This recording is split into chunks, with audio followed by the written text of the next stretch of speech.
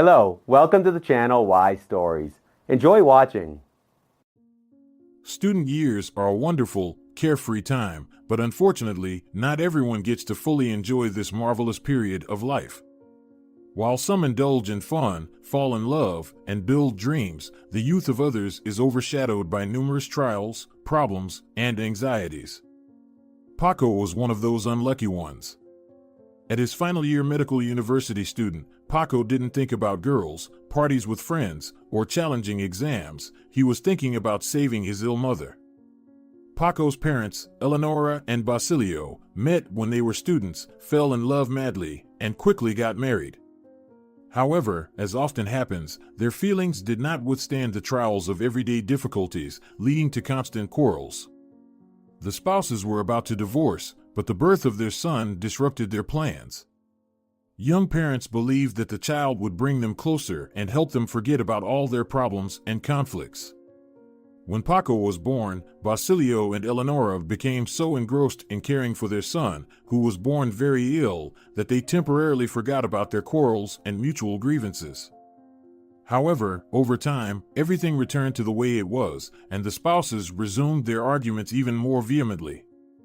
Nevertheless, Eleonora was adamantly against divorce. Firstly, she loved her husband deeply and couldn't imagine life without him. Secondly, she didn't want her son to grow up in an incomplete family. A boy cannot grow up without a father. He needs a male upbringing, she used to say every time her husband brought up the topic of divorce. Nonetheless, Basilio couldn't become a good father. Paco grew up in an atmosphere of endless scandal. Peaceful days in the family were extremely rare.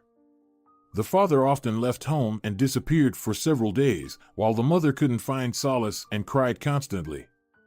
It wasn't until Paco finished school that his parents finally divorced.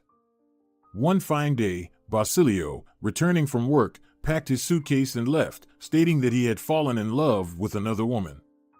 It turned out that he had been seeing her for over a year and was waiting for her to divorce her husband. Initially, Paco sighed with relief, thinking that this nightmare had finally ended. However, the young man did not yet know that the terrible events in his life were just beginning. The thing was that Eleonora took the divorce very hard, constantly torturing herself and blaming herself for what had happened. She sincerely loved her husband and deep down hoped for his return, but a few years later, Basilio passed away. The couple, along with his new wife, often indulged in drinking, which was strongly prohibited for him due to a professional illness. One of these revelries became fatal for the man.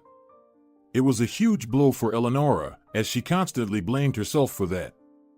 "Oh, if only I hadn't let him go, he would be alive now." The woman was so deeply affected by the death of her ex-husband, whom she still loved, that she suffered a heart attack and then another. As a result, Eleonora was diagnosed with a serious heart disease, so severe that she was practically bedridden.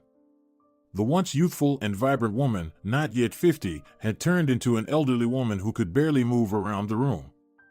Doctors gave grim predictions. At best, Eleonora could live another year and a half with excellent care, constant bed rest, and regular intake of expensive medications. Only a complex operation could save her, but, firstly, it could only be done abroad, and secondly, it cost an exorbitant amount of money. For a woman living on a disability pension and her son, a student barely making ends meet with a modest scholarship and part-time jobs, affording the operation abroad was just a dream. Paco had no one but his mother, and he was terrified of losing the only close person in his life. As a medical student, he understood that a miracle wouldn't happen and that his mother wouldn't recover without the operation. He tried to get a loan, but, of course, the bank denied giving him such a large sum. What should he have done?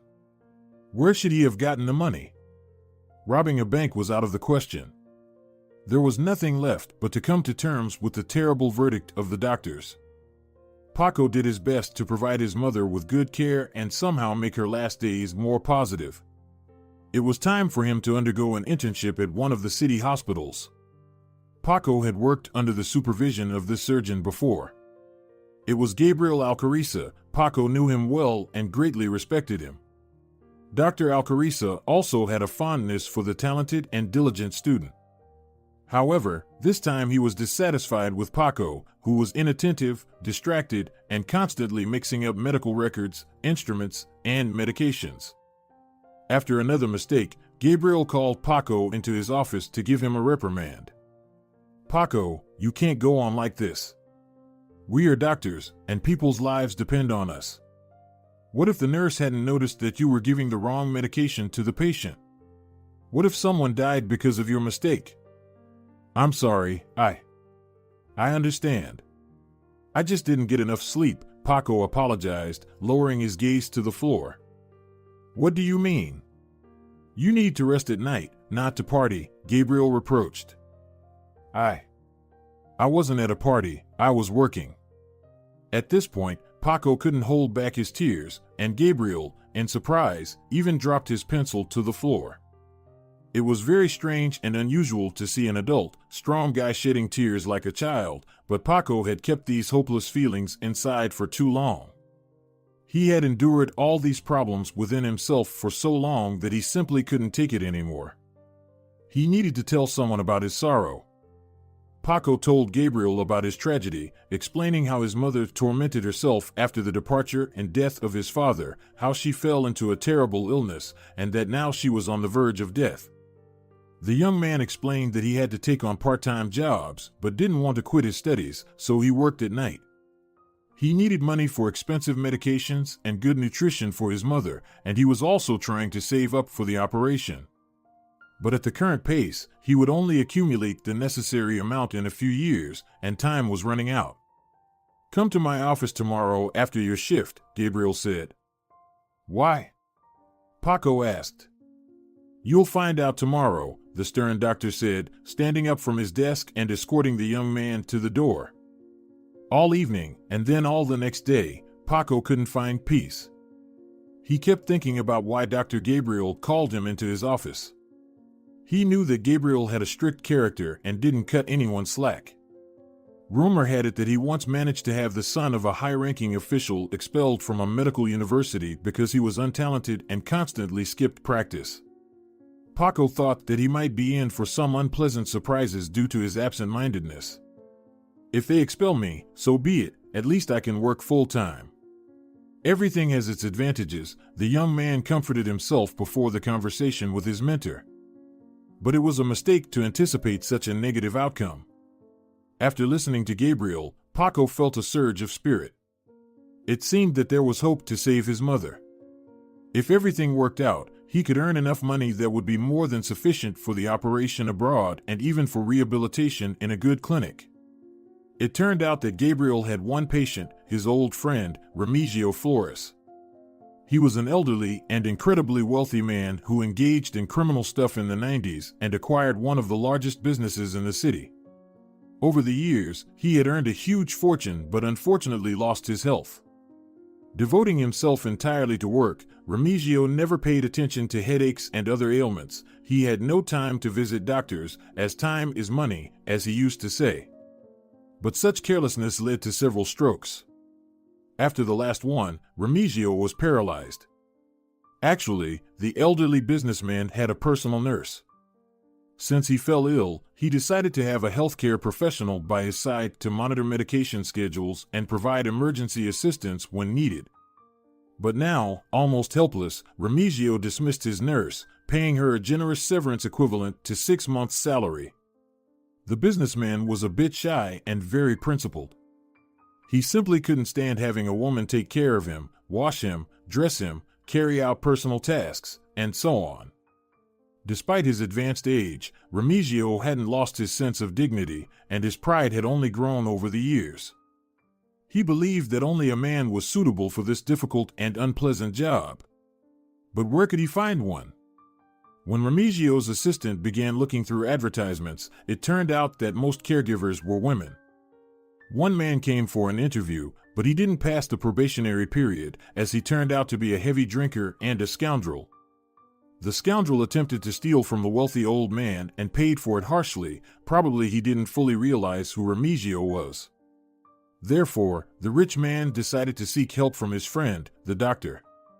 Gabriel promised to help his old friend find someone suitable at his hospital. He even had in mind a male nurse and a paramedic whom he intended to interview on the subject. However, upon hearing Paco's story, he changed his plans and decided to kill two birds with one stone, help both his friend and his beloved student. Of course, Paco had entirely different dreams. He had always dreamed of becoming a good doctor and opening a private clinic one day. So, he wasn't thrilled about the idea of becoming a caregiver for a wealthy, capricious old man. On the other hand, breaking his back working as a low-wage mover or as a taxi driver in a friend's car wasn't a solution either. The man did promise a very decent salary, which was simply unbelievable by the standards of the city where Paco lived. The young man clearly wasn't in a position to be picky about jobs, so he agreed, but Gabriel warned him. "Hold on, don't hope too much, maybe he won't like you." "I'll try to make a good impression on him," the student replied. Despite the situation being quite uncertain, Paco became very optimistic. For some reason, he felt that everything would work out and the old man would hire him. Perhaps for the first time in a while, positive thoughts filled his mind and a smile graced his face. On his way home in high spirits, he stopped by a store and spent his last money on his mother's favorite cake, intending to bring her some joy and celebrate the impending success. The next day, early in the morning, Paco headed for the interview. He left home 2 hours before the appointed time because he had to travel outside the city and he was afraid of being late. On the way, Paco was very nervous. For some reason, he didn't feel the confidence he used to feel the day before. Still, he remained optimistic, reassuring himself that the wealthy man wouldn't find a better candidate. Upon reaching the location and seeing the house where he would be working, Paco was impressed. It wasn't just a house, it was a 3-story castle surrounded by a high, impregnable fence. He pressed the doorbell, and the gates almost immediately opened. A well-armed guard in a black suit came forward and said, "Come in. Remigio is waiting for you." Paco was escorted into a spacious, bright room that stood out for its asceticism against the backdrop of general luxury. Near the window overlooking the garden, there was a bed where a thin, gray-haired man was lying. He did not look his age. Paco understood that he needed to approach closer. He pulled a chair towards the bed, sat on the edge, and stared attentively at the man without saying a word. The silent scene probably lasted about 5 minutes, after which Remigio broke the silence. It was difficult for him to speak, but he did it confidently and distinctly. He began asking Paco about his education, work experience, family, and future plans. The young man answered briefly, and the interviewer was listening very attentively, staring into his eyes as if trying to peer into his soul. Paco felt like the interview lasted an eternity, but in reality, they talked for no more than half an hour. Unexpectedly, Remigio interrupted it, saying, "I'm hiring you, young man. You can start your duties tomorrow. Just don't be late, I don't like that." Internally, Paco was jubilant, but he made every effort to maintain a serious demeanor. Upon returning to the city, he immediately went to the university to file for an academic leave, as now he clearly wouldn't have time for studies. Initially, it was very challenging for Paco. Taking care of an almost immobile and demanding patient was inherently difficult, but the main problem was Remigio's capricious nature. Remigio constantly found fault with the young man, making unfounded complaints, as if testing him and attempting to provoke him emotionally. Paco barely tolerated the patient's whims, but he thought of the money needed for his mother's operation, and it compelled him to endure and obediently please the old man. Over time, the relationship between Paco and Remigio began to improve, and one could even say they became friends. The young man and the old man spent hours talking about various topics, discussing different life situations and the latest world events. In reality, Paco spoke, while Remigio listened attentively, gazing intently into his friend's eyes. 6 months had passed since the medical student began working for the wealthy elderly man. During this time, Paco had grown accustomed to his patient and had even come to love him. He no longer paid attention to the man's grumbling, and he wasn't offended by empty complaints. He found them amusing. Paco genuinely felt sorry as Remigio's condition worsened every day. When the attending doctor said that the man had only a couple of months left to live, Paco was deeply saddened. However, Remigio himself seemed unaffected by this news and showed no signs of fear. He understood that his time was running out and, deep down, was even glad about it because lying in bed motionless and without hope of recovery was not life but a sentence to him. So, he calmly accepted the doctor's words, but it was evident that something else was bothering him. Realizing that time was running out, he decided to have a serious conversation with Paco. "I believe you've already realized that I'm a very wealthy man. I have a thriving business, several millions in the bank, real estate, including abroad, and an antique collection. Why are you telling me all this?" Paco asked. "I want to include you in my will and leave you half of my estate. You'll have enough not only for your mother's operation but also for the private clinic you dream of. And if you don't want a clinic, you can simply live comfortably with this money." "But I can't accept such a gift. You're already paying me a lot," Paco objected. "This is not a gift. To become my heir, you'll need to fulfill one condition: marry my daughter." "What? You have a daughter? You said you didn't have a family," the young man exclaimed. Remigio began to tell Paco a long and poignant story of his difficult life. Many years ago, he was not a wealthy man, but he was very happy. In his youth, he fell in love with a girl named Magda from the neighboring building, courted her tenderly, and eventually won her over.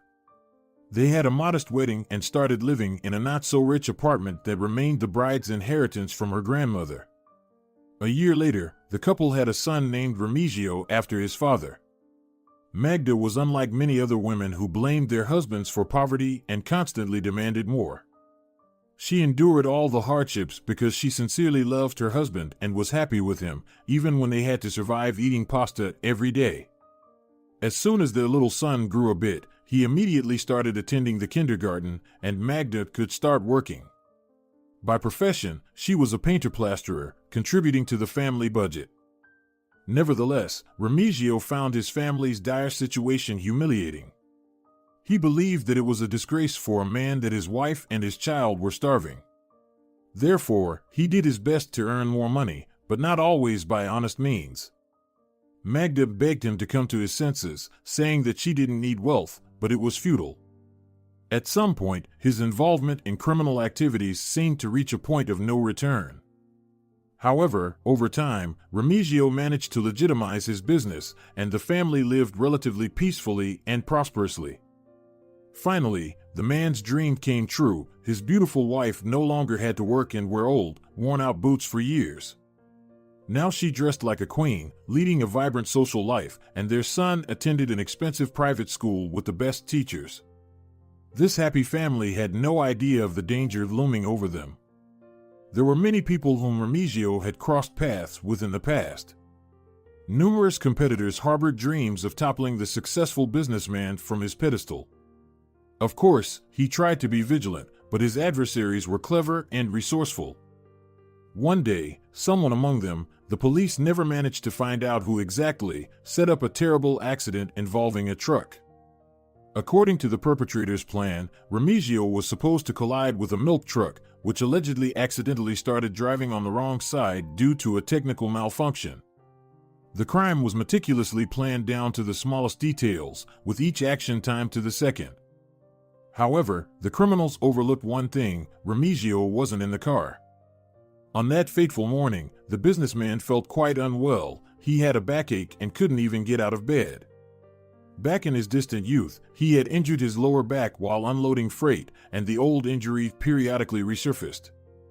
He had to cancel important meetings since he physically couldn't make it to the office to conduct negotiations.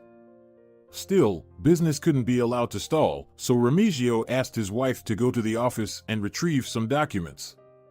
Since Magda's car had broken down the day before, she went in her husband's car, taking their son along to drop him off at school on the way.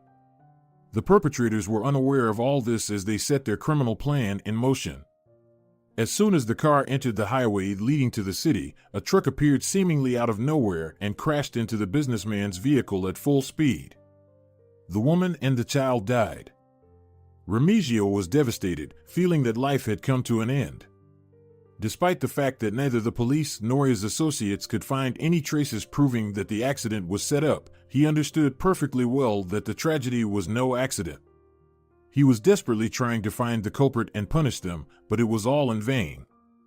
The villains skillfully covered their tracks, leaving no slightest clue. The man blamed himself for what happened, constantly recalling how his wife had once warned him to stop his dark deeds, saying that she didn't need such an amount of money. He reproached himself for asking his wife to come for the documents instead of telling his assistant the safe code and giving him that task. But all this self-flagellation was futile. His wife and son were no longer alive. One day, Remigio vowed to himself that he would never marry again or start a family. Firstly, it would be a betrayal to his deceased wife and son, and secondly, he simply had no right to put anyone else in danger. But, as it is known, time heals even the deepest wounds. Several years passed, and the pain of the terrible loss dulled a bit. Remigio came to terms with the irreparable loss and the impossibility of finding and punishing those responsible. The heart of the lonely, still relatively young man began to beat faster again when he met Nemesio. One day, Remigio's accountant fell seriously ill and had to retire urgently. He had to find a new specialist immediately, and one of the applicants for the position was Nemesio, an elegant, slender woman who resembled more a movie actress than an accountant with 10 years of experience. She didn't pass the interview, but the businessman didn't want to let her go. They met several times at a restaurant, and then passionate relationships ensued between them. Remigio was honest with Nemesio and immediately warned her that, after losing his wife and son, he didn't want to get married or start a family anymore, putting anyone in danger or worrying about someone else. He said that their relationship would be free and a secret for everyone. Nemesio agreed to all the conditions and claimed that she wasn't interested in marriage, but she wasn't entirely sincere. She hoped that over time, Remigio would love her so much that he would abandon his principles and marry her. The couple kept their relationship private, meeting secretly at countryside hotels. Only during trips abroad did they feel free and could visit restaurants, theaters, and walk hand in hand on the streets. Time passed, but Nemesio's hopes were never fulfilled. Remigio never considered letting her into his life or marrying her. This didn't change even when the woman told her lover about her pregnancy. The news didn't affect him in the way she wanted it to. Initially, Remigio was furious but didn't insist on having an abortion. He bought a large apartment in a neighboring city for Nemesio, providing her with everything she needed. He transferred a considerable sum of money to her account every month to ensure she lacked nothing. However, he never visited the woman to avoid attracting unnecessary attention from his detractors and putting her in danger. Remigio didn't come, even when he received news of the child's birth. Only after several months did he decide to visit his daughter, whom Nemesio named Lucretia after her grandmother. Seeing the little girl, the man's heart melted because she was a spitting image of him. Still, he didn't give in to paternal feelings and left everything as it was. After all, safety was paramount for him. He didn't want adversaries to reach his mistress and newborn child. Contrary to Nemesio's expectations, Remigio didn't give his daughter his surname, and the woman obtained the status of a single mother. It deeply wounded her pride, and she harbored resentment against the man, despite his generous financial support and gifts. The businessman only occasionally came to see Lucretia and give her some presents, mainly on Christmas and the girl's birthday. Lucretia fully absorbed Nemesio's anger towards Remigio. The mother roused her daughter against her father. "We have no place in his luxurious life. He is ashamed of us." Naturally, the girl grew up with this resentment, and at some point, she completely distanced herself from her father and refused to see him, although neither Nemesio nor Lucretia ever rejected Remigio's financial support. The mother used to tell to the girl that it was compensation for growing up as an outcast and without a father. Of course, the businessman wasn't thrilled with such a consumer-oriented relationship, but he thought the main thing was for them to be safe. Nemesio died at a relatively young age. She was a healthy and robust woman who could have lived to a ripe old age, but due to a tragic accident, her life ended. At the entrance to an expensive shoe store, Nemesia stumbled over the threshold and hit her head on a marble step. The paramedics, arriving within 5 minutes, said she was dead. The blow was precisely on the temple, and Nemesia passed away instantly. The loss of her only close friend was a tremendous blow for Lucretia. Remigio tried to be there for his daughter in this difficult moment, but she pushed him away. We never were a family. What has changed now? It was challenging for the girl to be in the large, empty apartment where she had recently lived harmoniously with her mother. Therefore, a few days after the funeral, she decided to embark on a journey to recover and distract herself from dark thoughts. Lucretia went on a trip with friends. Her mother had a cousin living in Georgia. The girl decided to enjoy exploring new beautiful places and, at the same time, get to know her distant relative. After all, she really wanted someone with whom she could occasionally talk about personal matters, reminiscing about her late mother. But the meeting with her aunt didn't go very well. The woman was not thrilled with the arrival of her new relative and did not welcome her very hospitably. Lucretia understood everything immediately and didn't try to impose herself further. Since she couldn't remove her pain along with her loved one, the girl distracted herself from negative thoughts by trying local cuisine, going shopping, and going on excursions. On the last day of her trip in the new country, Lucretia decided to go to the mountains. Back in her school years, she was into rock climbing, and she was interested in testing her skills in this direction again. Unfortunately, this recreation turned into a tragedy for her. Due to her inexperience, Lucretia turned to an unverified tour agency operating semi-legally. Its staff cared only about making money, not about the safety of clients, so it wasn't surprising that the safety ropes of 2 members of the tour group came loose. One man escaped with only mild fright and minor bruises, but Lucretia turned out to be the lucky one. When the unfortunate incident was about to happen, the girl had climbed quite high, so her fall was terrifying. She was taken to the hospital with a concussion, multiple fractures, and the risk of internal bleeding. Lucretia had been lying unconscious for several days. Throughout this time, her father was by her side, and the insurance company informed him of the incident. Naturally, he immediately bought a plane ticket and rushed to his daughter. Thus, Remigio became the first person Lucretia saw when she regained consciousness. Despite her terrible condition and excruciating pain from fractures, the girl became angry and started driving her father away. She went into hysteria, but at one moment she fell silent and froze. For several minutes, she had been staring at the wall intently, and then suddenly burst into tears and shouted at the top of her lungs, "I can't feel my legs." A nurse heard this cry and immediately ran in. She gave the patient a calming injection, and a few minutes later, Lucretia fell into a deep sleep. When Lucretia fell from the cliff, she fell on her back on a rock in a very unlucky way, causing severe damage to her spine. The injury was so serious that her legs stopped working. The doctor immediately informed Remigio about this when he arrived at the hospital. The man did not immediately grasp the seriousness of the situation. Well, there must be some treatment. People can start walking again after a spinal fracture.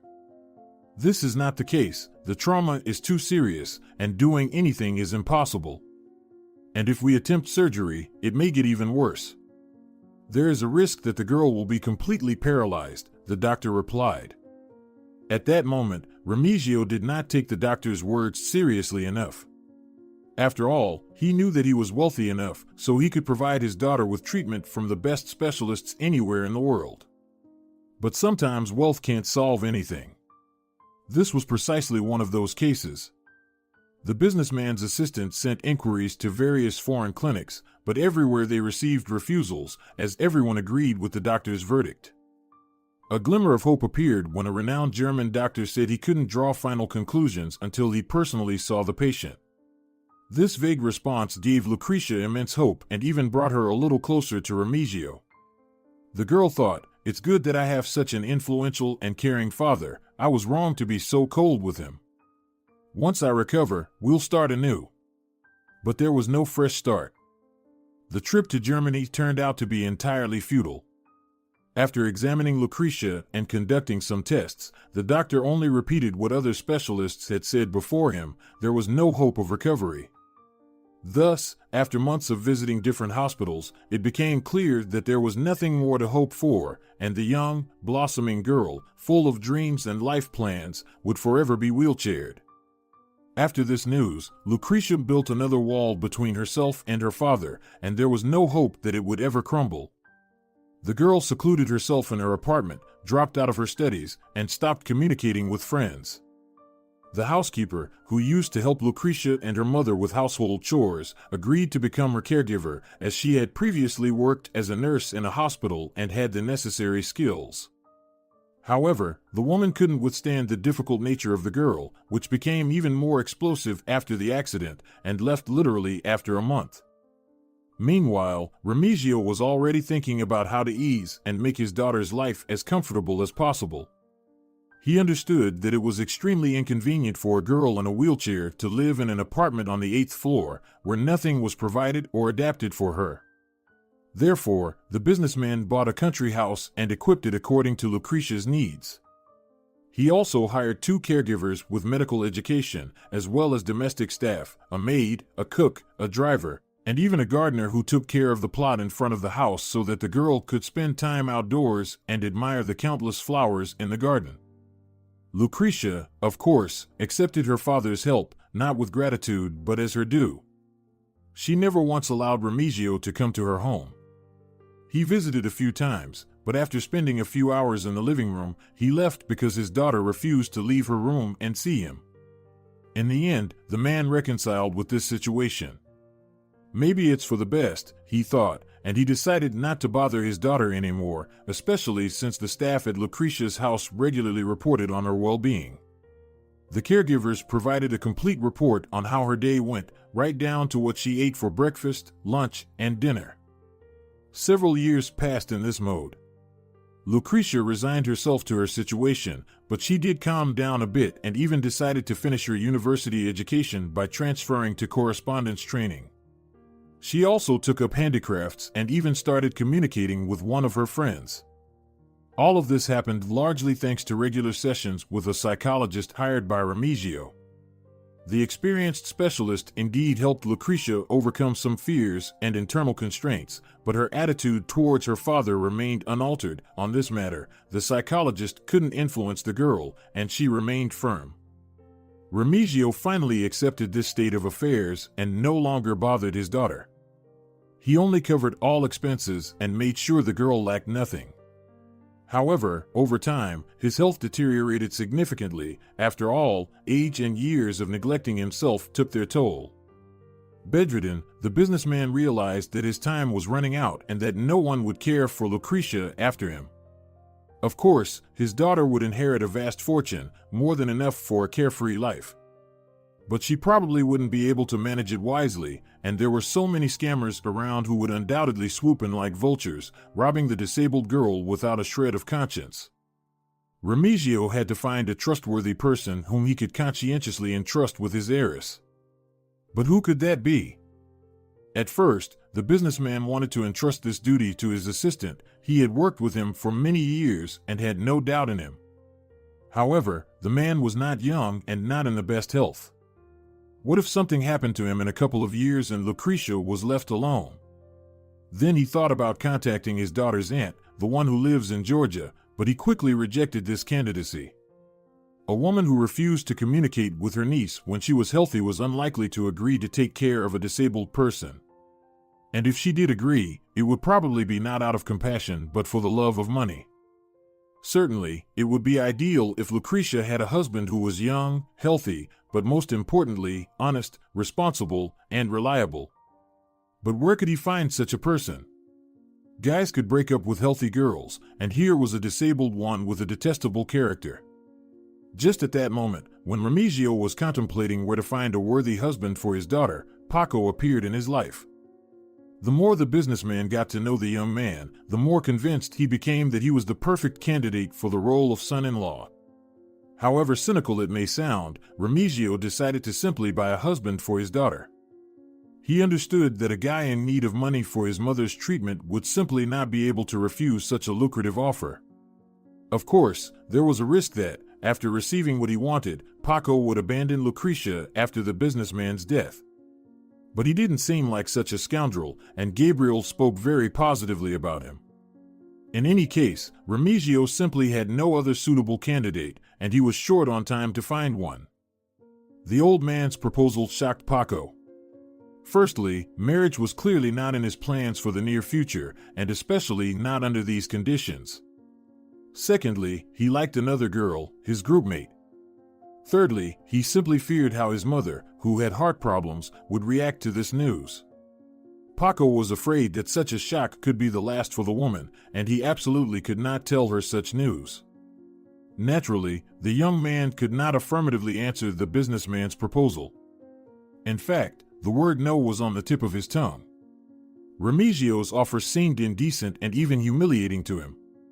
He wanted to refuse the old man and leave proudly, slamming the door.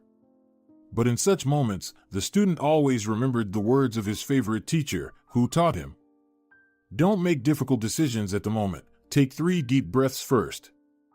So Paco did just that. On the third breath, the young man decided not to rush things and promised his boss that he would think about it. And he really had been thinking all the way home, all evening, and then all night.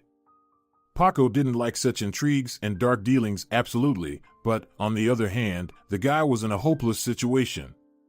In a few months of working for Remigio, he managed to save only 2/3 of the amount needed for the operation. If Paco refused the offer now, the old man would probably fire him, and he would have to look for the missing amount somewhere else. But that was just the operation, then rehabilitation would be needed, and he also had to pay for the flight and other expenses. Moreover, Paco couldn't shake off the thought of having his own clinic. He always dreamed of it, but he understood that it was an unattainable fantasy. He would never be able to save the required amount in his lifetime, and here was such a chance. Of course, Paco did not want to commit himself to a completely unfamiliar and unloved girl for a lifetime, especially one confined to a wheelchair. However, on the other hand, he had to sacrifice something to save a loved one or to fulfill a dream. The young man pondered and weighed all the arguments until the early morning. When he finally decided to agree to marry Remigio's daughter, it was already dawn. Glancing at the clock, Paco discovered that there were still a couple of hours before the alarm, and he could get some sleep. But he couldn't do it. Every time he closed his eyes, doubts crept into his mind, and images appeared before him: a sick mother, a dying old man, a disabled girl. They all seemed to attack the young man, so he preferred not to doze off but just lay there, staring at the ceiling. When Paco entered Remigio's room the next day, the old man didn't even greet him but began to scrutinize him with a questioning look. The young man understood that he had to give an answer but couldn't utter a word, only nodding affirmatively. At that moment, the expression on the face of the sick old man changed from tense and excited to calm and satisfied. He immediately asked to call his assistant, who arrived in about half an hour. A tall, broad-shouldered man in a strict blue suit entered the room and immediately went to the bed, showing Remigio some documents. It turned out to be a contract that Paco had to sign. It had been drawn up a long time ago when the businessman had the idea of finding a husband for his daughter. All that remained was to find a suitable candidate and enter his name. The young man did not expect everything to happen so quickly and was a bit taken aback, but Remigio had no other choice. He understood how difficult it was for Paco to make this decision and was afraid that he might change his mind, so it was necessary to have contractual obligations with him. "Read and sign," Remigio said. "We've already discussed everything. Why do I need to read it?" Paco replied helplessly. "You should," the old man insisted. The young man briefly scanned the text, learning that he would receive the first part of the money needed for his mother's treatment immediately after the businessman's death and the rest after the wedding.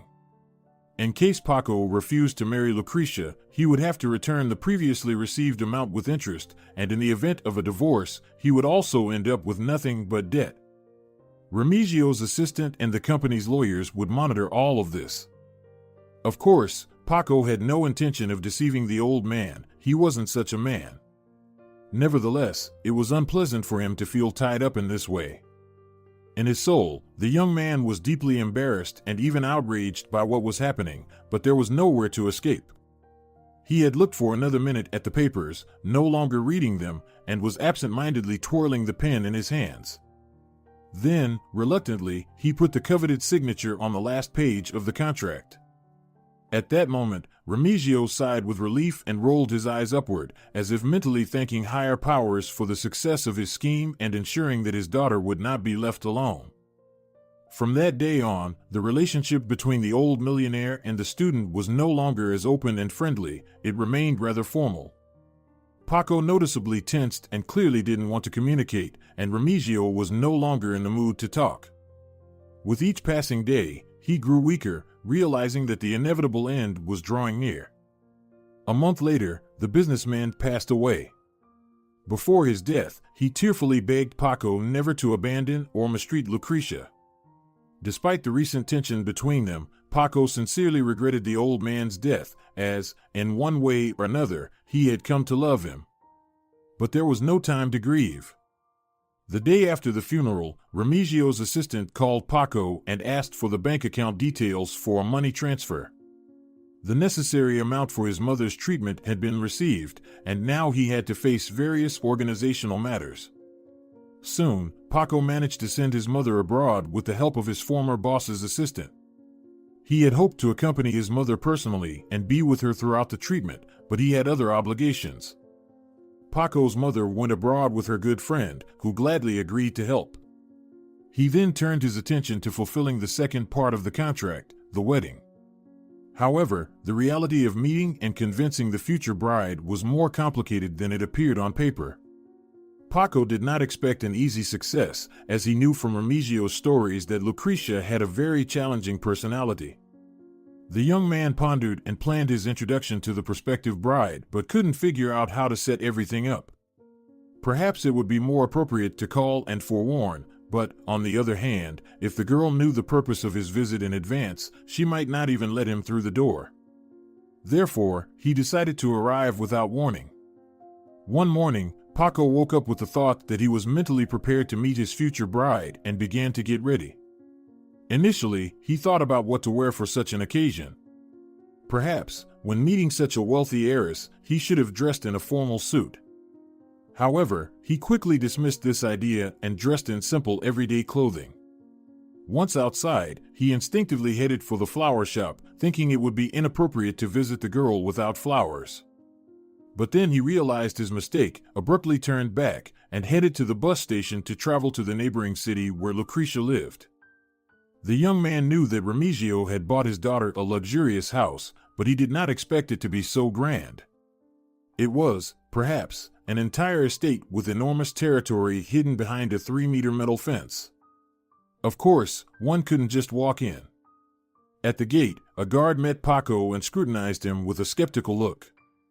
Naturally, he was quite surprised, as hardly anyone had visited Lucretia before, especially young men. Nevertheless, he politely greeted Paco and asked, "How may I introduce you?" "Tell her I used to work for her father," Paco said hesitantly, unsure if the girl would react well after mentioning Remigio. The guard was absent for what seemed like 3 minutes, but for the unlucky guest, time stretched endlessly. It felt like at least half an hour had passed, and these gates would never open again. Paco thought, maybe I shouldn't have mentioned Remigio. She probably won't want to see me, but he was wrong. The gates opened again, and the guard invited the young man to enter a gazebo in the garden where Lucretia spent her time reading. Perhaps, at any other time, the girl would indeed have driven away anyone mentioning her father. But not now. After Remigio's death, regrets tormented her. After losing her only family member, she suddenly felt immense guilt for being so cruel to her father. Certainly, in her childhood, her mother influenced her, but over time, she should have understood that everything was done solely for her safety and well-being. Now, nothing could be undone, no matter how much she regretted or suffered. When the guard told Lucretia about Paco's arrival, she was greatly uplifted. She knew that some young man had cared for Remigio and had been with him until his last breath. Surely, her father had conveyed some message through him. She was very excited but did not show it, trying to maintain her usual composure. Thus, she greeted the guest with a cool demeanor and her characteristic haughtiness. In reality, until this moment, Paco had never considered how he would start a conversation with Lucretia. There simply couldn't be a successful script for such a peculiar topic, so he decided to rely on intuition. Seeing the arrogant and slightly bewildered expression on the girl's face, the young man thought that it would be wrong to immediately confront her with the purpose of his visit. He decided that it was better to first express condolences and talk about the deceased, highlighting what a good person he was. Noticing that Lucretia was attentively listening, Paco thought it was time to move closer to the main subject and began to tell her his story about his mother falling ill, how he dropped out of university, and how he started working for the ailing businessman. At this point, the girl interrupted him. "Why are you telling me all this? Did you really come here to complain about your tough life? You're at the wrong place." "No, of course not. I just wanted you to know how I met your father," Paco explained. "What do I care about how you met him? How many acquaintances does my father have? Now everyone will come to me with their stories? The thing is that shortly before your father's death, we made a deal with him," the young man began to explain, stumbling over his words. "What kind of deal? What does it have to do with me?" Paco took a folder with the contract out of his briefcase and handed it to Lucretia. While the girl was examining the papers with bewilderment, he was trying to somehow explain the essence of the contract. "You see, I needed money for my mother's treatment. Remigio gave it to me on the condition that I marry you and take care of you for the rest of my life. But here it says not only about the money for treatment, you decided to grab half of the inheritance for yourself," the girl exclaimed indignantly. "I didn't ask for it, he offered it himself. Everything is clear. You're just an ordinary scam artist, a money hunter. Did you think it would be easy to deceive a disabled girl? Nothing will work out for you," Lucretia shouted. The girl said many unpleasant and quite offensive words to Paco, but he could understand her. The situation was indeed absurd and, at first glance, quite immoral. The young man tried to object and explain something, but Lucretia didn't want to listen. She called the guard, ordered him to escort the uninvited guest out, and never let him in again. The young man was visibly upset but decided not to escalate the situation further, so he bid farewell and left. In fact, Paco didn't expect Lucretia to welcome him with open arms. He understood that the girl would probably take such a proposal negatively. Moreover, deep down, he wanted things to turn out that way because it would give him a reason to break this terrible contract. Paco didn't want either a wedding or an inheritance, and he planned to somehow return the money borrowed for treatment over time. "Well, they won't kill me for this," he reasoned. Now, leaving Lucretia's house with his head down and accompanied by a guard, Paco was both bewildered and upset, and there were two reasons for that. Firstly, he felt sorry for the girl who, at such a young age, found herself bound to a wheelchair and spent all of her time in this gloomy country house. At her age, she should have been enjoying life, having fun, and falling in love, not sitting within four walls like an old woman. Secondly, Paco could never have foreseen that this would happen. He fell in love with the late boss's daughter at first sight. Lucretia immediately captivated him with her unusually cold beauty. If one were to assume that the Snow Queen had a real human form, it would undoubtedly be Remigio's daughter. She had refined, noble facial features and enormous blue eyes that seemed icy against the porcelain white skin. Long, light waves of hair casually cascaded down her shoulders. Of course, she was a bit rough and arrogant, but this could be attributed to her challenging fate. Nevertheless, Lucretia's eyes revealed that, deep down, she was a good person. Paco left, but firmly decided that it wouldn't be their last encounter. He was upset that Lucretia had taken him for a swindler, and he set a goal for himself, to win the girl's favor. The thought of marriage no longer frightened or disappointed him. Now, this idea even inspired him. Of course, there was a risk that Lucretia might never love him, but now he, at least, was fully aware that he wanted to take responsibility for this girl, ensuring her a peaceful, safe, and prosperous future. Throughout the return journey, Paco thought intensively about how to win Lucretia over. When he got home, exhausted, he fell onto the bed and slept after the sleepless night and the stress he had experienced. Paco slept through the remaining half of the day and the whole night, waking up thinking immediately of the new acquaintance.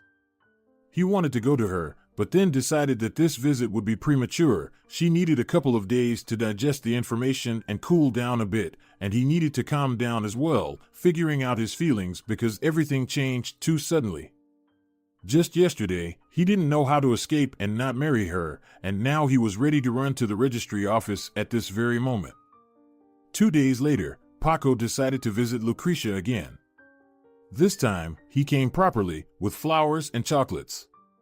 However, all these preparations were in vain. Lucretia strictly forbade the guards to let the young man into the house. They didn't even open the gates, they just shouted at him to leave immediately. But at least pass on the flowers, the guy pleaded, but there was no response. He decided not to escalate the situation and just left, leaving the bouquet and box of chocolates by the gate. After that, the young man sent gifts to Lucretia several times by courier, sometimes flowers, sometimes sweets, sometimes books, or some cute trinkets. He also found the girl on social media and tried to explain himself through messages, but she didn't read a single one of his texts. Perhaps Paco was ready to give up and started thinking again about where to earn money to repay the debt for his mother's treatment of Remigio. But one night, he had a beautiful dream. Paco dreamed of running along the seashore hand in hand with Lucretia. He thought it was a sign and decided to try his luck again. Early in the morning, without even having breakfast, the young man went to Lucretia. He didn't expect much and was mentally prepared to stand in front of closed gates again, negotiating with indifferent guards.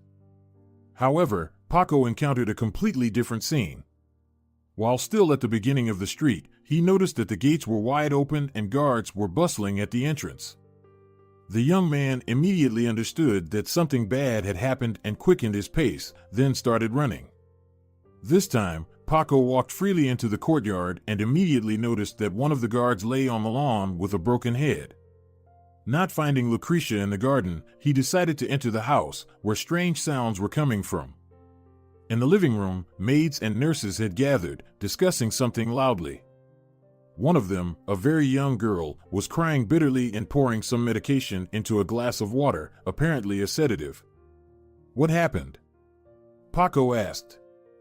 The women began to tell their stories intermittently, interrupting each other. They spoke very emotionally and incoherently, so he could understand almost nothing. From all the chatter, the only thing he got was that Lucretia had disappeared, but where could she have gone? Could she have run away? And even in a wheelchair, she wouldn't have gone far. Paco realized that the women wouldn't tell him anything clear, so he needed to talk to one of the men. One of the guards told Paco that a minibus with organic farm products always came on Mondays for Lucretia.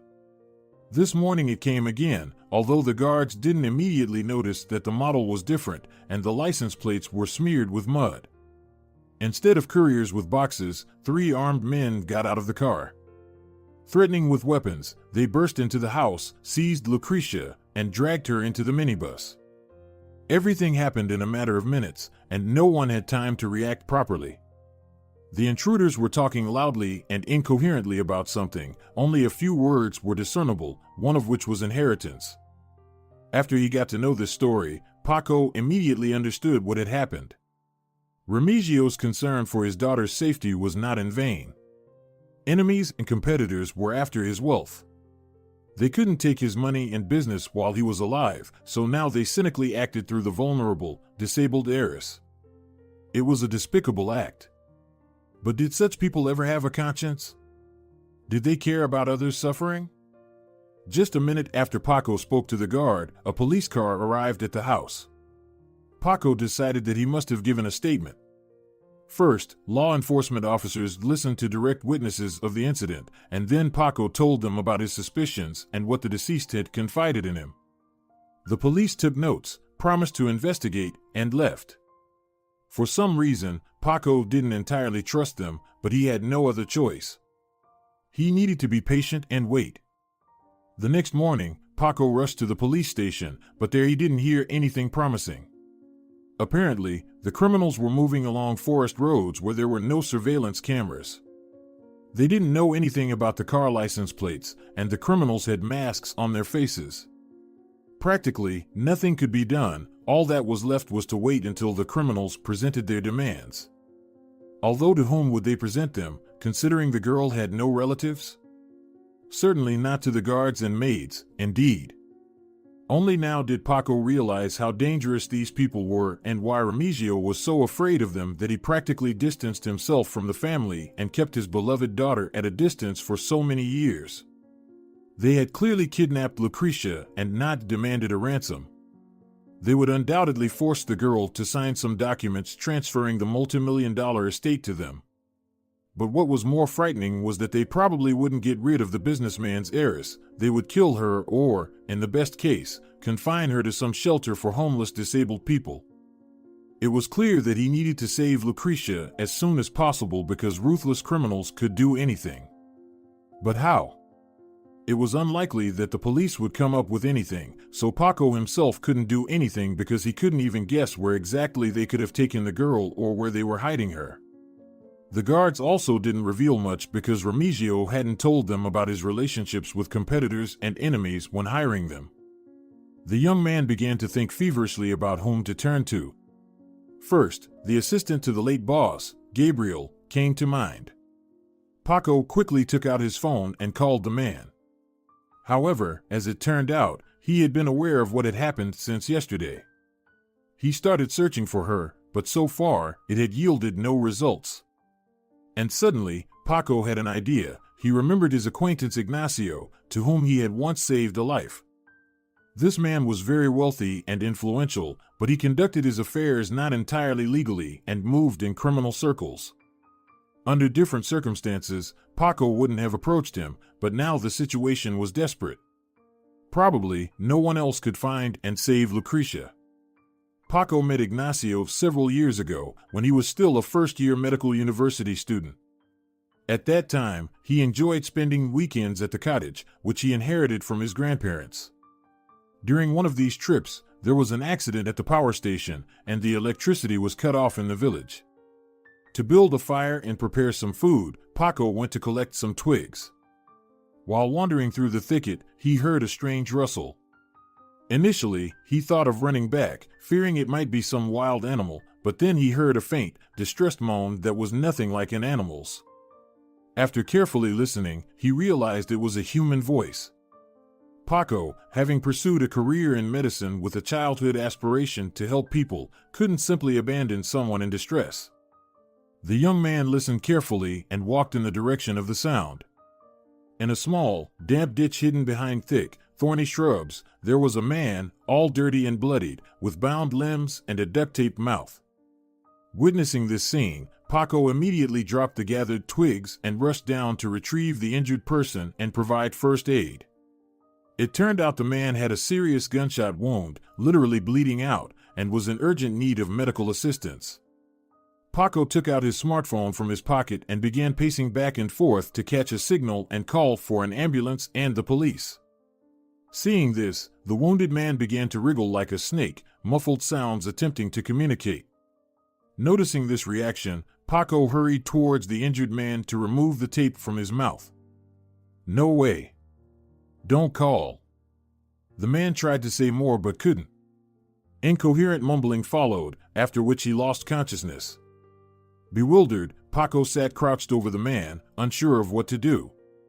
The fact was that he had always led a quiet life as an ordinary person and had only seen gunshot wounds in movies. All the detective series his mother loved watching flashed through his mind, and a puzzle formed in his head. If a person lies wounded in the middle of the forest, tied up, something was definitely awry.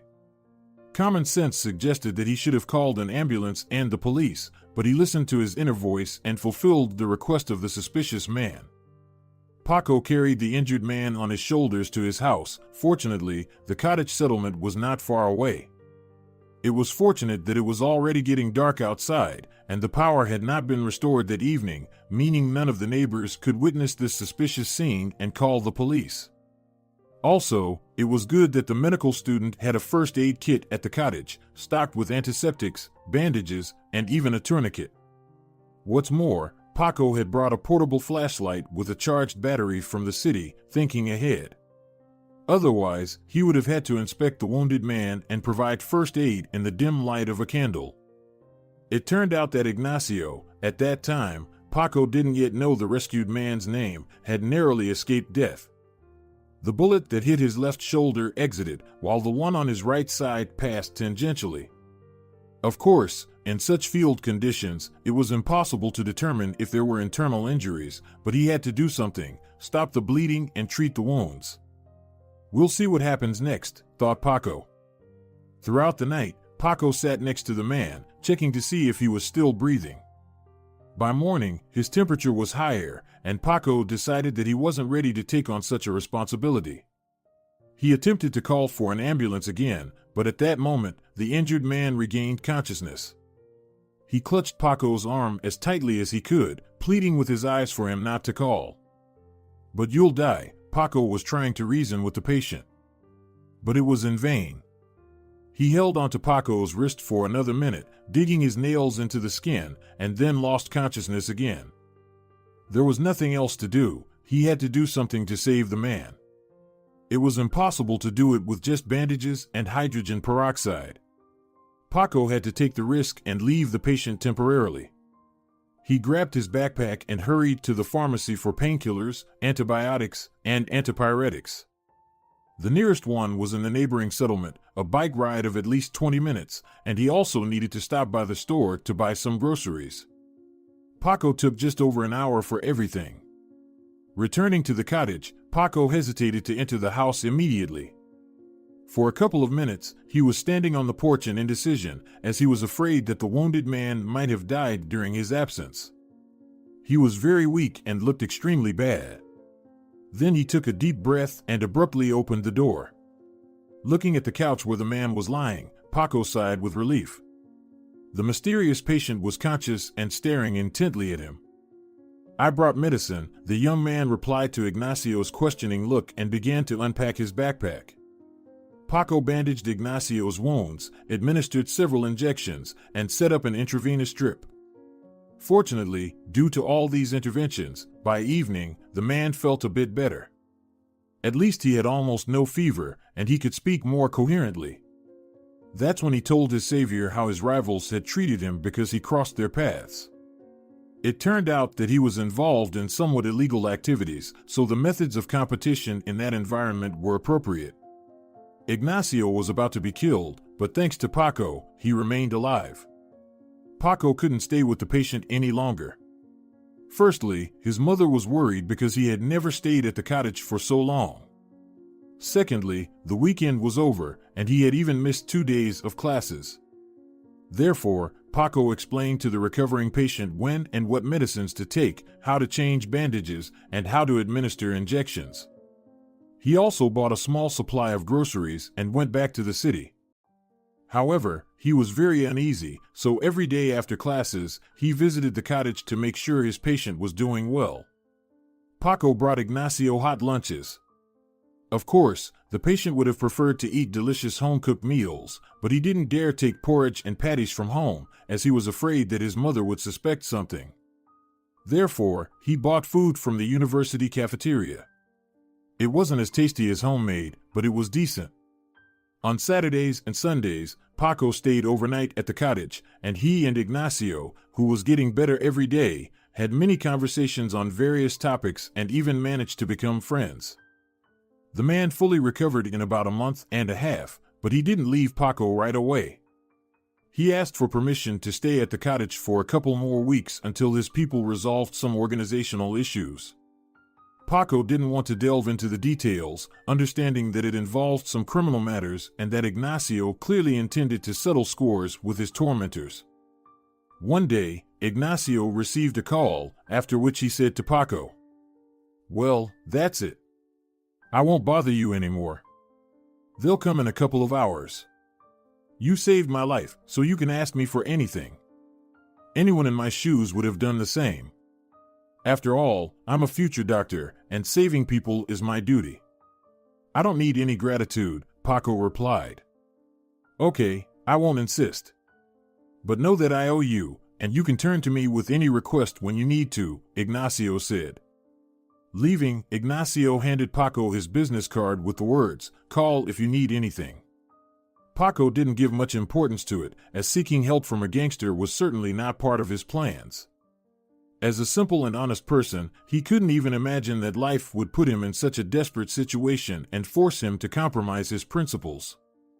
However, Ignacio was now the only person who could save Lucrecia. Paco rushed to the cottage, hoping that the business card was still in the top drawer of the nightstand, otherwise, it would be over. The girl's life now depended on a small cardboard rectangle. Fortunately, the card was in its place, untouched or discarded, as Paco was the only one who visited the cottage. His mother disliked the place, and lately, due to her health, she couldn't physically travel there. Retrieving the musty paper from the drawer, Paco immediately dialed the number, hoping that Ignacio hadn't changed it, considering that several years had passed and much could have happened. After the third ring, the man answered, "Hello." Paco immediately recognized the voice of his old acquaintance. Ignacio also recognized his savior and was delighted to hear from him. Despite having many important matters scheduled for the day, Ignacio canceled all his appointments to help Paco.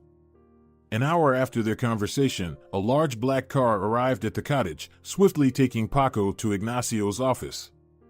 The man warmly welcomed him and attentively listened to the lengthy story without interruption. It turned out that Ignacio was indirectly acquainted with Remigio. They didn't have any business together, but he knew him as an honest and upright businessman who, nonetheless, had many enemies. Lucrecia's story deeply touched him, and the behavior of the criminals outraged him to the core. "How despicable must one be to kidnap a helpless disabled girl," he exclaimed. Ignacio was eager to repay his debt to Paco and save the girl, who had become a victim of others' machinations. Therefore, he promised to help. From the office, they went to the house where Lucrecia was abducted. Ignacio wanted to personally review the surveillance camera footage to find any leads that might have escaped the attention of the guards and the police. Then he instructed Paco to return home and wait, emphasizing that he shouldn't have taken any action. "I'll call you when I find out something," Ignacio said, got into his car, and quickly drove away. There was no news from him for 2 or 3 days. Paco even began to suspect that his friend had forgotten about him or simply couldn't find any information. However, he still tried to hope for the best.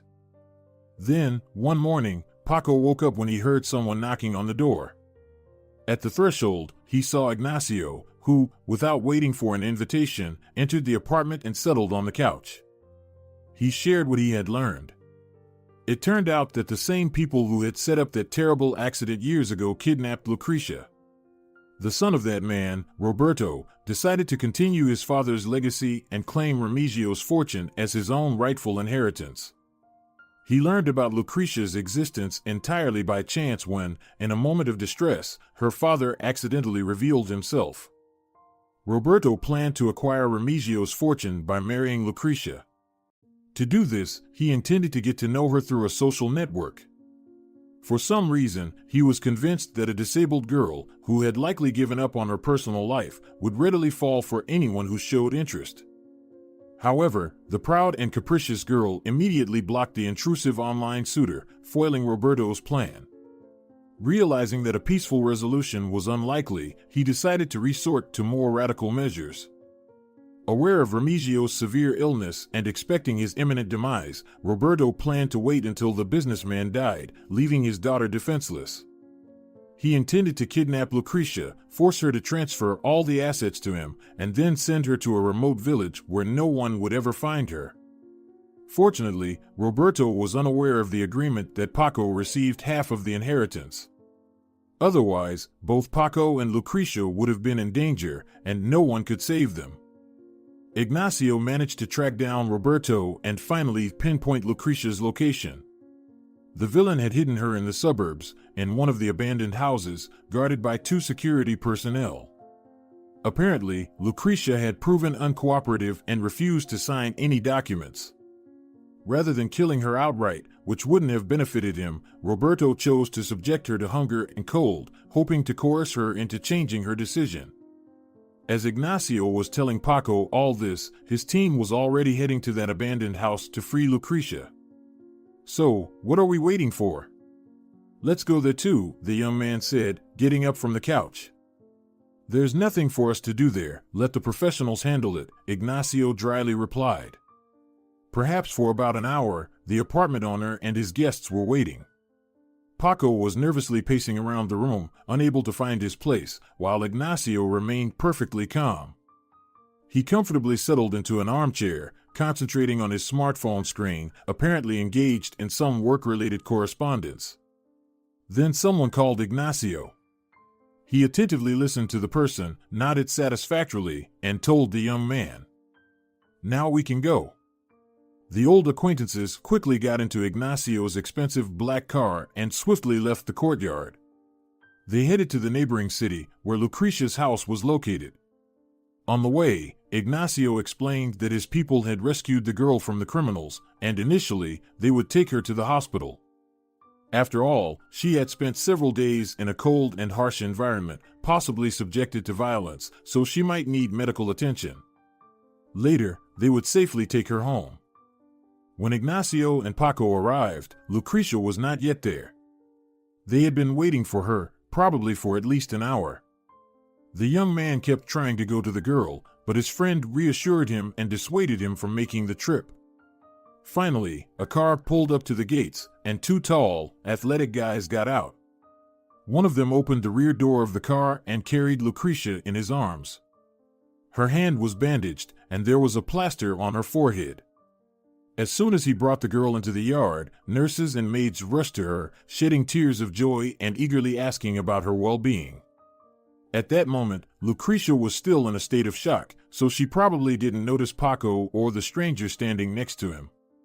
She only mentioned that she wanted to go to her room. The nurses settled her into a wheelchair and took her away to rest. It probably took at least a week before Lucretia regained consciousness with the help of a psychologist and was ready to see and talk to someone. Paco visited the girl daily, but she still treated him coldly and indifferently, not inclined to engage in conversation. However, she no longer banished him or ordered the security not to let him in, and it could be considered significant progress in their relationship. Ignacio also came to visit. He detailed the kidnappers to her, the sorrow they had caused Remigio in the past, and their plans to seize the inheritance. Ignacio reassured Lucretia that no one would dare touch her or encroach on her wealth anymore. He had arranged matters with influential people who promised to take control of the situation and deal with those hunting for someone else's money. Therefore, from now on, there was nothing to worry about. "I don't even know how to thank you." "Not everyone would do such a thing for a stranger," Lucretia answered emotionally. "You should thank him instead." Ignacio nodded towards Paco. "He asked me for help, and I couldn't refuse, as I owe him my life." Lucretia was at a loss for words, as it came as a surprise to her. After an awkward silence, Ignacio bid farewell to the girl and left. Since Lucretia clearly wasn't inclined to communicate, Paco also decided not to disturb her and headed home. "The main thing is that she's okay," the young man thought as he was riding the bus. Of course, he suffered greatly from the fact that his beloved treated him so negatively and didn't even have a desire to talk. However, he decided not to bother her anymore, forgetting about the signed contract and the financial responsibility in case he did not fulfill his duties. Several days passed. During this time, Paco was occupied looking for a job. His mother, who had undergone heart surgery and was recovering rapidly, was expected to return home soon, and they needed something to live on. It turned out that no one was eagerly awaiting the aspiring doctor, and going back to university was not possible at the moment, as his scholarship was not enough to live on. Nevertheless, despite having a lot of problems, Paco couldn't stop thinking about Lucretia.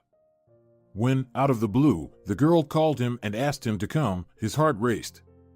In reality, he didn't expect this meeting to bring him anything good. He thought that the girl wanted to talk to him about canceling the contract. He was on his way, thinking that this would be their last meeting, yet he was very happy for the opportunity to see the girl once again. When Paco arrived, he felt like he was experiencing déjà vu and mentally returned to the day of his first encounter with Lucretia. She was sitting in the same gazebo in the garden, reading a book. It seemed like she was even dressed in the same gray sweater, though her facial expression had changed. It was no longer as infantile and capricious as before, but more serious and focused. Apparently, the harrowing events had left their mark. Paco sat across from Lucretia and greeted her, but she didn't respond. At that moment, he realized that the girl would not tell him anything good, but he was wrong.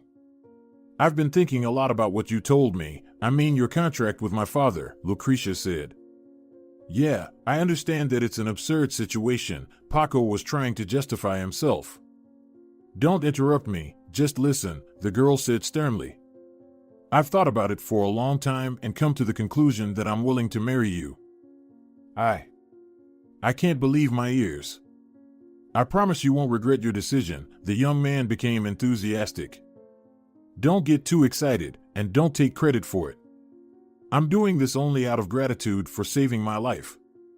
Otherwise, I wouldn't have even let you come in. But since you helped me, I don't want to remain in debt. We'll get married formally, you'll get your money, but we won't live together. We'll discuss the details later," the girl spoke in an elevated tone. I understand that you see me as a scoundrel, but I promise you'll change your mind," Paco said excitedly, smiling broadly. Lucretia didn't respond to this. She looked at the young man coldly and skeptically and deliberately buried herself in her book, signaling that the conversation was over and she wanted to be alone. Paco sensed his beloved's mood, decided not to upset her, and quickly left.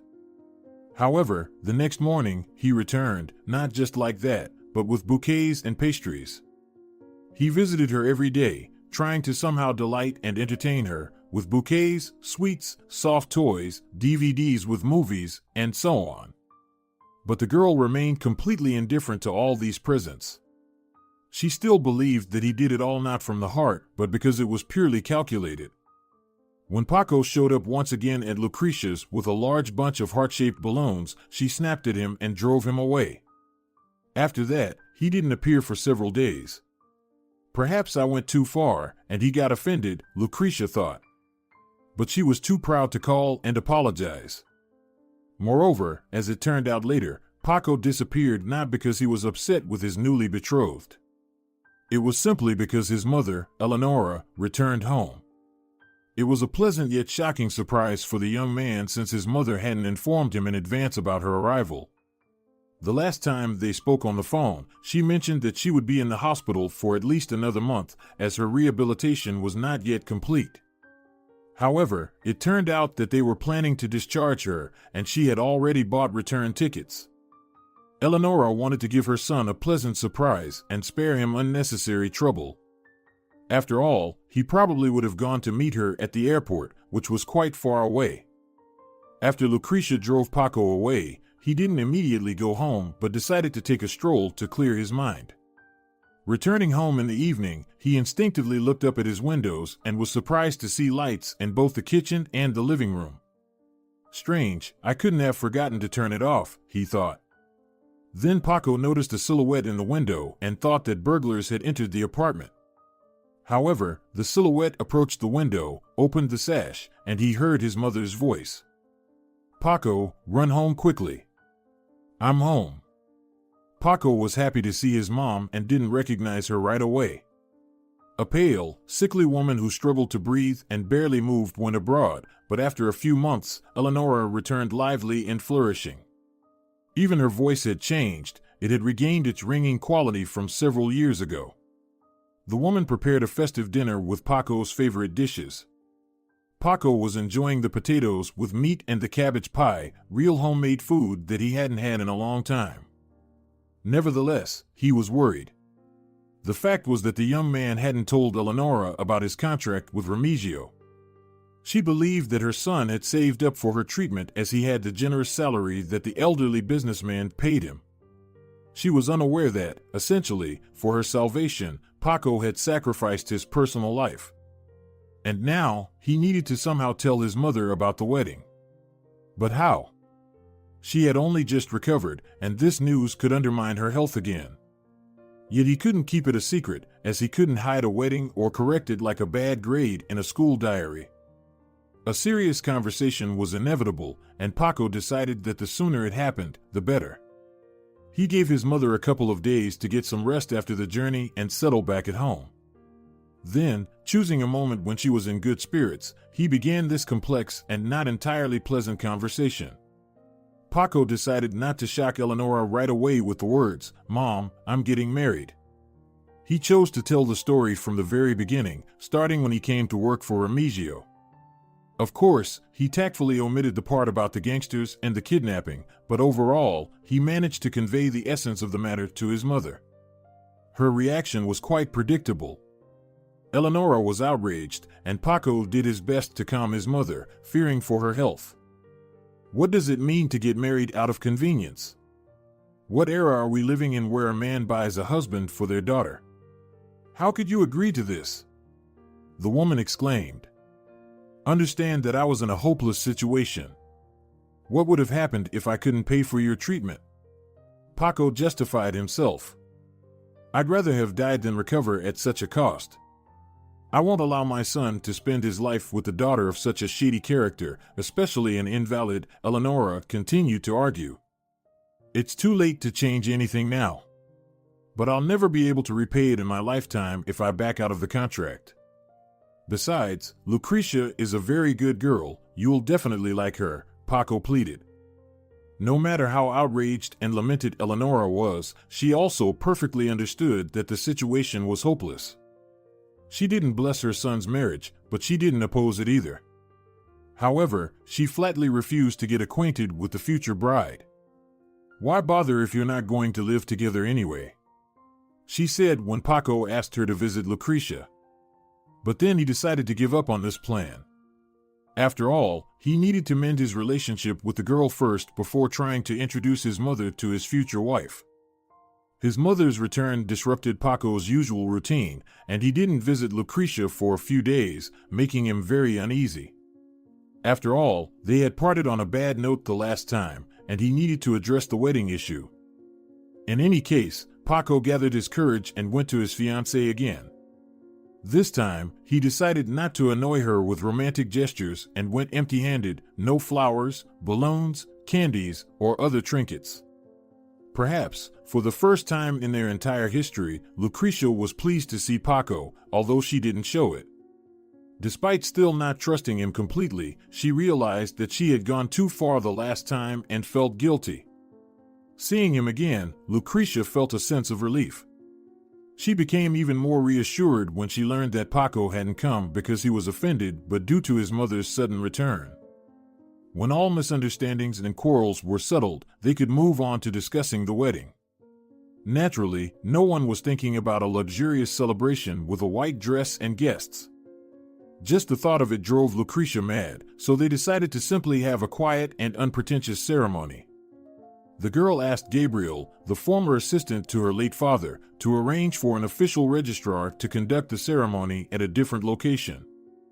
Literally a couple of days later, the young couple got married at Lucretia's home, in the same gazebo where their first meeting took place, where they had numerous conversations and arguments.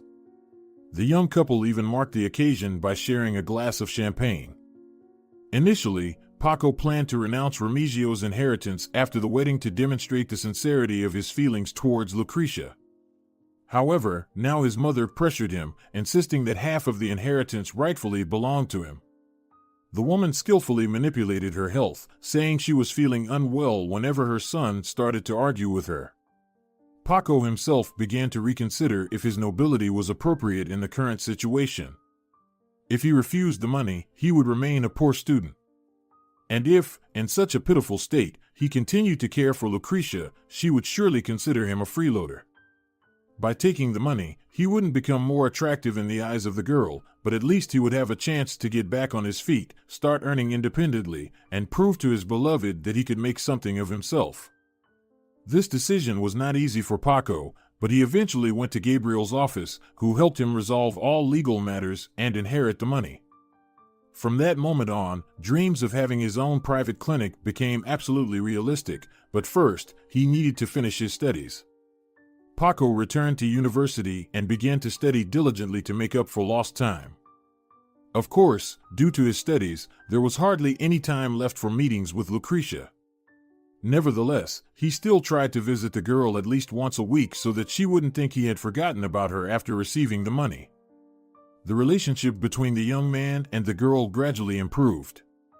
It couldn't be said that Lucretia completely trusted her newlywed husband, at least she no longer got angry or irritated when he visited. Eleonora, too, seemed to have come to terms with the situation. Not long ago, she didn't even want to hear about Lucretia, but now she even inquired about her well-being when her son returned from visiting her. This could be considered significant progress. Apparently, the woman noticed that her son married the girl not only due to contractual obligations, but also because he had feelings for her. One day, during dinner, Eleonora started talking about Lucretia. And why didn't Remigio help his daughter with all his money? He could have paid for the best doctors and the most expensive surgeries. He did pay, but all the doctors unanimously stated that nothing could be done because the injury was too severe, replied Paco. Really? Just the other day, I watched a program where they talked about a successful surgery in Israel on a man who had been bedridden for 20 years. They say he will walk again. Initially, Paco didn't take his mother's words seriously. The thing was, she constantly watched various fantasies on TV and then discussed them with neighbors or told her son about them when he came home from school. However, on the other hand, medicine was indeed advancing, and what seemed like fantasy just a few years ago could now be a genuine reality. Paco seized onto this thought, but decided not to share it with his wife for now. It would be wrong to give her hope without thoroughly understanding the situation. In his next visit to Lucretia, Paco decided to secretly talk to her nurse. He asked the woman to provide him with the girl's medical documents, which he then showed to his professor, who specialized in such problems. After carefully studying all the images and reviewing the conclusions of foreign colleagues, the professor confirmed their verdict. At the same time, he affirmed Eleonora's words. Indeed, one of the Israeli doctors had developed a revolutionary method for treating spinal injuries. It was still experimental and being tested on volunteers, but 2 out of 3 surgeries had been successful. One man, after a serious car accident, and one woman, who fell from a window, were already taking their first steps, despite previous predictions of lifelong disability. Unfortunately, one patient died right on the operating table, but he had many concomitant illnesses plus old age, so it couldn't be definitively stated that the innovative technique was the cause of death. So, there might be hope for Lucretia's recovery if this doctor agreed to operate on her. Paco lost his peace of mind, immediately heading to his wife to discuss this serious matter with her. However, she refused to listen. Enough. I've had enough of hospitals. I don't want to go back to that nightmare and fly to the other end of the world just to hear again that I'll never walk, the girl shouted. No matter how much Paco pleaded and tried to convey that this was a real hope for recovery, Lucretia refused to listen. Eventually, she became so angry that she kicked her husband out and told him never to come back. Nevertheless, Paco was not ready to give up. He talked to Lucretia's nurses and asked them to influence her. The girl had a very good relationship with the women who had been taking care of her for several years, and she was supposed to listen to them. Of course, it didn't work immediately. At first, Lucretia still resisted and shut down any discussions about the surgery. However, over time, she, too, began to believe in the possibility of recovery. One of the nurses noticed Lucretia searching the internet for information on new treatment methods and informed Paco. That's when he realized that things were moving forward. He visited Lucretia again to talk to her about it. While she still looked dissatisfied, there was no longer aggression. Moreover, it was evident that she was noticeably excited, and a glimmer of hope appeared in her eyes. After much persuasion, Lucretia finally agreed to fly to Israel. She contacted the foreign clinic, and the doctor agreed to admit her. The girl was simultaneously inspired and saddened. On the one hand, she now had a chance for recovery. On the other hand, if it didn't work out this time, her disability would be final. Lucretia insisted on flying to Israel with only the company of a nurse, but Paco insisted on personally accompanying his wife. Talking to the girl about his feelings was futile. She still didn't believe that her nominal husband genuinely cared for her and was convinced of his selfish intentions. So Paco found another argument. "I am a future doctor, and this will be a valuable experience for me." The clinic sent a letter stating that Lucretia was expected in a week. She didn't expect everything to happen so quickly, and she didn't have time to mentally prepare. However, on the other hand, it was better this way than spending weeks or months agonizing and tormenting herself in uncertainty. Upon arrival, Lucretia was accommodated in the clinic, and Paco rented an apartment nearby to be able to stay constantly close to his wife and support her. After all the necessary examinations, the girl underwent the operation. The surgery went smoothly, but it was too early to talk about the results. All that was left was to wait and pray. About a month later, Lucretia showed positive progress. She began to feel her legs and could even move her fingers. Of course, it was too early to talk about a full recovery. A challenging rehabilitation lay ahead, which was expected to last at least 6 months, if not more. Nevertheless, it could be confidently said that the worst was already behind, and the girl could finally say goodbye to the wheelchair and return to a normal life. Ensuring that Lucretia was doing well and being well taken care of, Paco returned home. After all, he needed to finish his studies, and he didn't want to leave his mother alone for too long, especially considering her recent heart surgery. Paco resumed his usual life, but connected with Lucretia every evening via video call, and she shared her progress with him. One beautiful day, she sent him a video where she stood on her own 2 feet for the first time in many years and even took a few hesitant steps. Paco felt a mix of happiness and confusion. He understood that his contractual marriage with Lucretia was now meaningless because she would soon recover and no longer need anyone's assistance. One day, after classes, Paco went to see Gabriel to discuss this matter. The late businessman's assistant agreed that the contract no longer made sense in the new circumstances. Paco asked for help in the process of renouncing the inheritance and preparing the documents for divorce.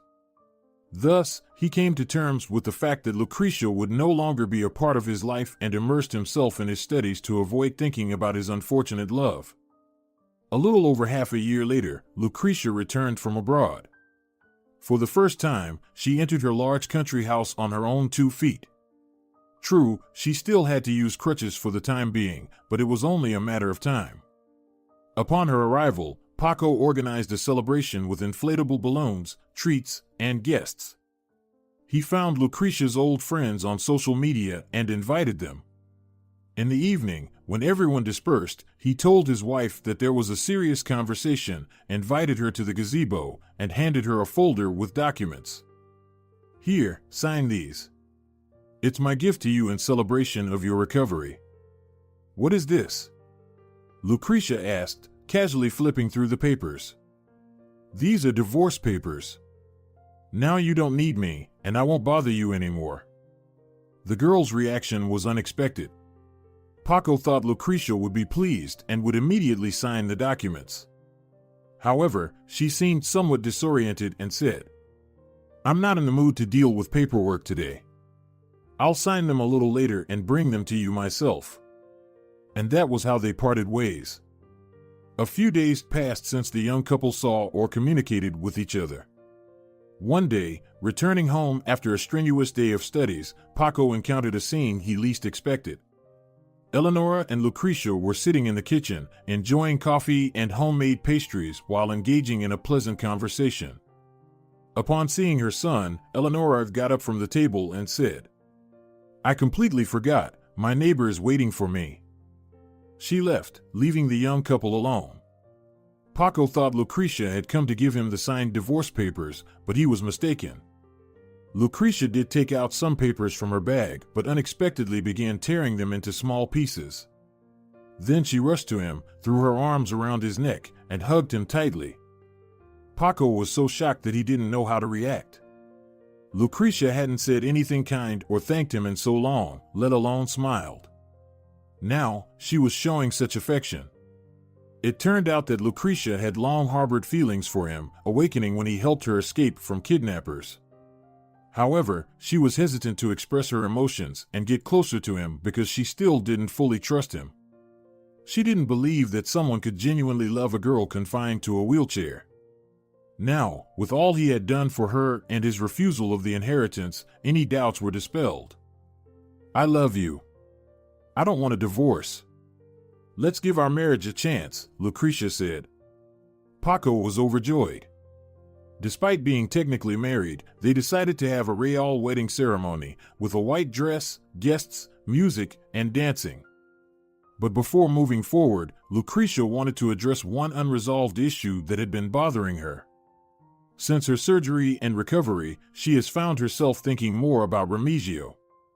Now, she understood that her father's actions, however harsh, were solely for her well-being. Lucretia, feeling guilty, asked Paco to take her to the cemetery. Although she never had long, heartfelt conversations with her father during his lifetime, standing in front of his memorial, she expressed everything on her mind, apologized, and thanked him for giving her such a wonderful husband. Lucretia no longer wanted to live in the house her father had bought for her. It held too many unpleasant memories that she didn't want to carry into her new, happy life. She put it up for sale and quickly found a buyer. Instead, she purchased a smaller, cozier house with a bright, inviting atmosphere and a large garden full of fruit trees and rose bushes. Life in such a home was bound to be very happy. By the way, Lucretia did not choose this house alone or with her husband, who was very busy with his studies at the time. She was assisted by her mother-in-law. The woman felt ashamed of her past attitude towards her son's marriage and her biased treatment of the disabled girl. Now, trying to clear her conscience, she was very attentive and friendly towards her daughter-in-law. She genuinely grew to love her as a daughter, and Lucretia reciprocated the affection. During the wedding preparations, she became very attached to her and didn't want to part ways. "Eleonora, I would really like you to live with us after the wedding. It will be more fun together, and the fresh air will do you good," Lucretia persuaded, but the wise woman declined. Firstly, based on her friend's experiences, she knew that living with young couples and their parents rarely ended well. Secondly, she was still very young and wanted to live life to the fullest. After years of suffering due to her unfaithful husband and illness, she needed to make up for lost time. Additionally, Eleonora had plans for her own future. It turned out that she had been communicating with Gabriel for some time, whom she met during his visit to her son. Initially, it was a friendly relationship, but their feelings for each other became evident. Gabriel, a man who, due to his lifelong busyness, never found time to start a family, was deeply impressed by Paco's mother. Two lonely hearts found each other and decided to give themselves a chance at happy love in their later years. The wedding was truly luxurious. Lucretia wore an incredibly beautiful dress that even Hollywood stars might envy. The newlyweds invited many guests, including friends, nurses, maids who had worked for Lucretia before, colleagues of the late Remigio, and even Ignacio.